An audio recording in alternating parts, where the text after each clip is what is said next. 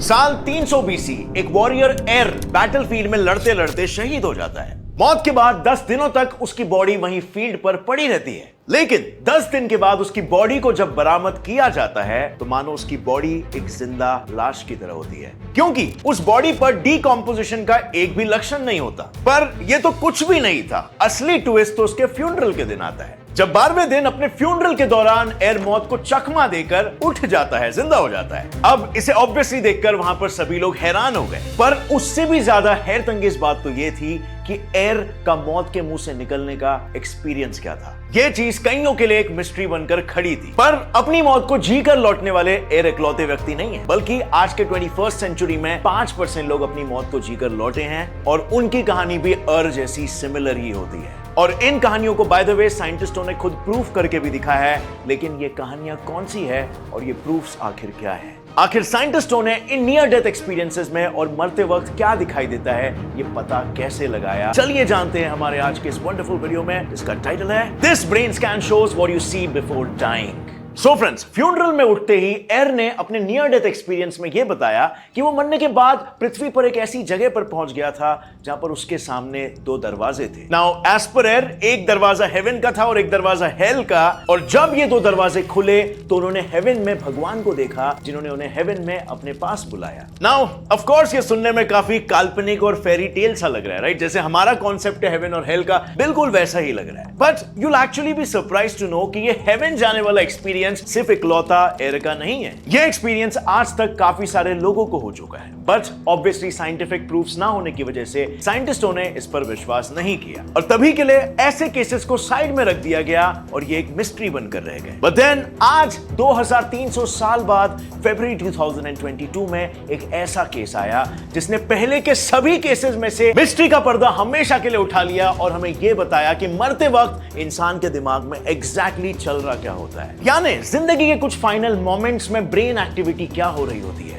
ये अब तक की पहली ऐसी स्टडी बनी जिसने हम जो सुनते आए हैं कि मरते वक्त फ्लैशबैक्स हमें दिखाई देते हैं, इस स्टेटमेंट को सच्चा साबित कर लिया, और वो भी सबूतों के साथ। दरअसल जिस केस की हम बात कर रहे हैं वो 87 ईयर के कैनेडियन पेशेंट की है, जिसे सीजर्स यानी कि मिर्गी के दौरे की बीमारी थी। उनके इस बीमारी के पीछे की वजह जानने के लिए जब ईईजी यानी इलेक्ट्रिकल एक्टिविटीज को डिटेक्ट करने वाली ब्रेन टेस्टिंग हो रही थी, तभी अनएक्सपेक्टेड हार्ट अटैक से पेशेंट की मौत हो जाती है। लेकिन मौत होने और ब्रेन के ब्लड फ्लो रुकने के बावजूद ब्रेन वेव ऑसिलेशन कुछ सेकंड्स तक शुरू रहते हैं, और इसी वजह से डॉक्टर्स ने यह ऑब्जर्व किया कि उनके हार्ट बीट बंद होने के रफली 30 सेकंड्स बिफोर और आफ्टर सडनली उनके ब्रेन एक्टिविटीज ऐसे पार्ट्स में इंक्रीज हो जाते हैं जो मेमोरी रिकॉल, मेडिटेशन और ड्रीमिंग से एसोसिएटेड है। इससे डॉक्टर्स ने कंक्लूड किया कि शायद वो फ्लैशबैक में जा रहे हैं। बट अब सवाल आता है कि कैसे इसे प्रूव करके बताओ, कैसे कोई सिर्फ ब्रेन एक्टिविटीज की वजह से इतने बड़े स्टेटमेंट्स पास कर सकता है? Well friends, as we all know, हमारे दिमाग में 86 बिलियन न्यूरॉन्स होते हैं, and the thing is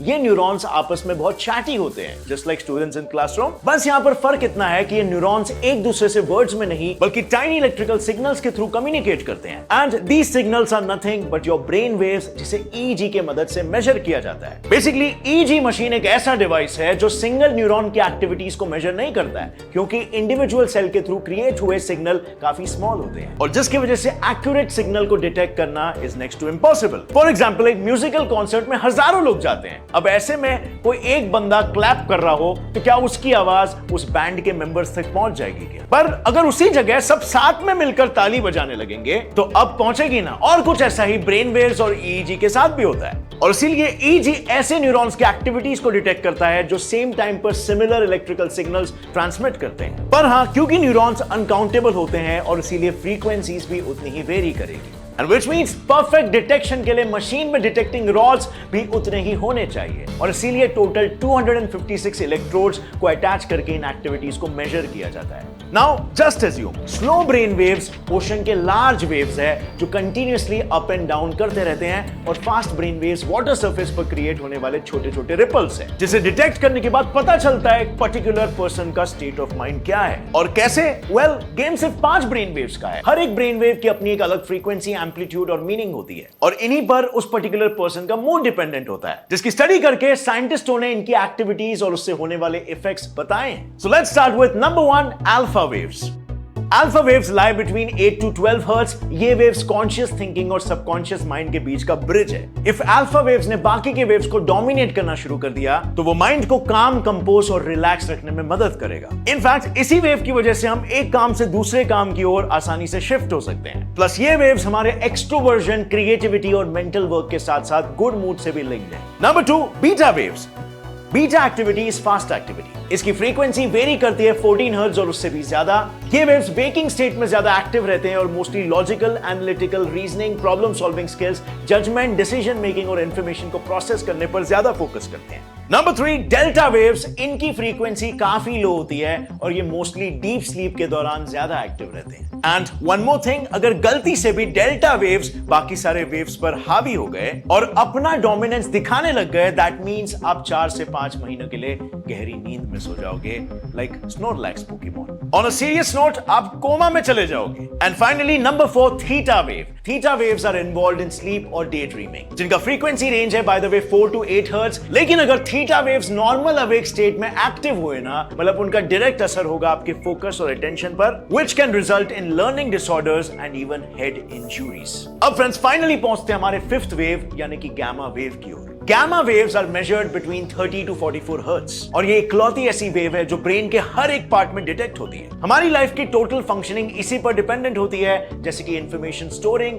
learning, memory recall और इंफॉर्मेशन प्रोसेसिंग। यूं समझ लो कि ये वेव्स हमारे ब्रेन का सीपीयू है। अब let's move back to our Canadian patient. Well, इस पेशेंट की रिपोर्ट में ये सारी फ्रीक्वेंसीज रैपिडली वेरी करते हुए दिखाई दी थी। उनकी इन रिपोर्ट्स में high frequency gamma oscillations recording के साथ ही lower frequency theta, delta, alpha और बीटा ऑसिलेशंस रिकॉर्ड हुए थे। पर क्योंकि गामा वेव्स का प्रेजेंस बाकी वेव से ज्यादा था और बार बार फ्लक्चुएट हो रहे थे, और इसीलिए डॉक्टर्स इस कंक्लूजन पर आ पहुंचे कि मरने के बाद इंसान के दिमाग में मेमोरीज का रिप्ले शुरू हो जाता है, और वो भी रिवर्स में। मतलब सबसे रीसेंट मेमोरी उसके दिमाग से सबसे पहले छूटती है, यानी न्यूरॉन सेल्स ब्लॉक हो जाते हैं और फिर धीरे धीरे करके वो अपनी मेमोरी की रिवर्स गाड़ी में बैठकर सैर करते करते पास्ट की तरफ बढ़ते हैं, और तब तक बढ़ते रहते हैं जब तक वो एक ऐसे पॉइंट तक नहीं पहुंच जाए जहां पर गाड़ी और दिल दोनों उसका साथ छोड़ नहीं देते, और फिर होता है द एंड।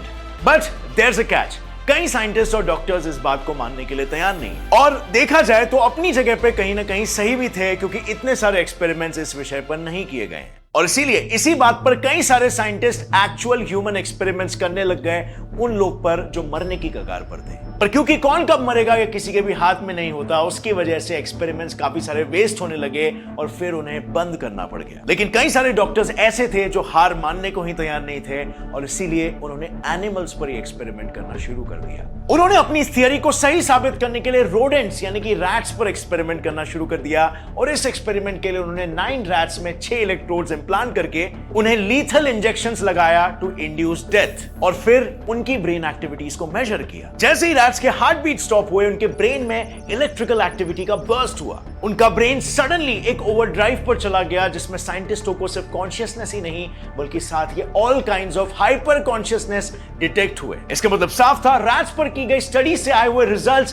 पेशेंट्स के रिपोर्ट्स के साथ एग्जैक्टली मैच हो रहे थे। तो यहां पर भी एक और एक बार ये चीज रीइंफोर्स होते हुए दिख रही। बट सबसे फैसिनेटिंग जो मुझे पर्सनली केस लगा वो है अनीता मुरजानी का। अनीता मुरजानी को लिम्फोमा कैंसर हुआ था, बट इंस्टेड ऑफ कीमोथेरेपी उसने अपने रिकवरी के लिए हर्ब्स चूज किए, जिसके स्लो इफेक्ट की वजह से उसके सारे ऑर्गन्स ने काम करना बंद कर दिया और उसकी मौत हो गई। बट 300 BC के एयर की तरह अनीता भी लकीली मौत के चंगुल से बचकर रिटर्न आई और अपने एक्सपीरियंसेस बताने लगी। पर ताजुब की बात तो यह है कि मौत के दहलीज को छू कर आने वाली अनीता की सारी बीमारियां अचानक से गायब हो गई, मानो जैसे उसे कैंसर तो हुआ ही नहीं था। बट डॉक्टर्स ने इस पर इतनी छानबीन नहीं की। सो इस इवेंट के पीछे का रीजन क्या हो सकता है? लिखिए अपना जवाब नीचे कमेंट सेक्शन में। और फ्रेंड्स, क्या आप पर्सनली बिलीव करते हो कि मौत के वक्त जो भी बताया गया है ऐसा रियल प्ले होता है आपके दिमाग? वो भी लिखना नीचे कमेंट्स में। मैं पर्सनली ये चीज पे बिलीव नहीं करता हूं, but I am still researching on it, so I can not say anything as of now. But friends, इस प्लेटफॉर्म में ध्यान से ट्रेड करना, बिकॉज किसी भी प्रकार की ट्रेडिंग में आपका कैपिटल रिस्क में होता है। So link is in the description. I am a bionomist, are you? अगर इस वीडियो से कुछ भी नया सीखने मिला तो एक लाइक जरूर ठोकना। Gates and fly science channel को अभी सब्सक्राइब कर लो और बेल नोटिफिकेशन दबाना, ताकि आगे आने वाली हमारी कोई वीडियो की अपडेट आप मिस ना कर सको। Stay curious. जय हिंद।